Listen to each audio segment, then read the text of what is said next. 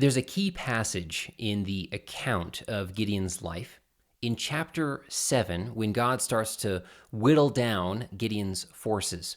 Here is the text, starting in chapter 7, verse 1. Then Jerubbaal, that is Gideon, and all the people who were with him rose early and encamped beside the spring of Harod.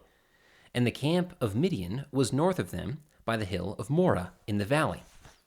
The Lord said to Gideon, "The people with you are too many for me to give the Midianites into their hand, lest Israel boast over me, saying, 'My own hand has saved me.'" Hi, my name is Aaron Johnson, here with the Middle Park Church of Christ in Granby, Colorado. In this text, there is such a key thought expressed, and that is, God is the one who is able to accomplish great things, not me. Not you, not Gideon, not anyone else. God is the one who is able. I read a humorous report recently, and it reminded me of exactly what we're talking about here with God's being able, not Gideon. It goes like this. In 1990, Michael Jordan scored 69 points in one game, a career high in a stellar career.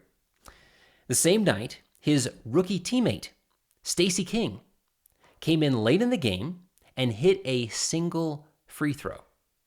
In the post-game press conference, the reporters buzzed around Michael Jordan, but Stacey King managed to squeeze out one zinger. He told the reporters, quote, "I will always remember this as the night that Michael Jordan and I combined to score 70 points." End quote. Now, we can all appreciate the humor in that account, right? Obviously, to say that they combined for 70 points is misleading.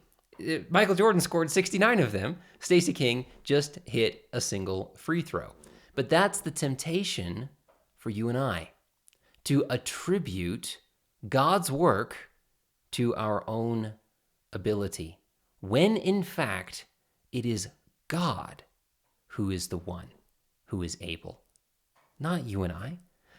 And yet, God still chooses, almost exclusively in the book of Judges, and certainly the majority throughout the rest of Scripture, God chooses to work through people like you and I. God chooses to work through his people in order to accomplish his ends. See, God is omnipotent. He is able to do anything that power can accomplish, and yet he chooses to house that power, to express that power through people like you and I. So here's my question. What are you giving God to work with? You see, it's very difficult for God to work through you, to work through me, if we won't move. We, at least myself, frequently ask God in prayer to open up a door of opportunity.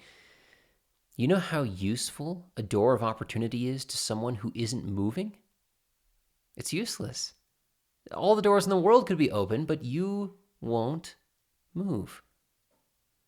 It is very difficult for God to work through your marriage if you won't move, to improve the relationship that you have with your husband or with your wife if you won't move. It's difficult for God to help you with the relationship that you have with your children or that children have with their parents if they won't move. It's difficult for God to work in your career if you won't move. God cannot do much to win souls for the kingdom if you and I won't move. So I guess what I'm asking you to do is, in light of God's ability and his preference to work through human agents,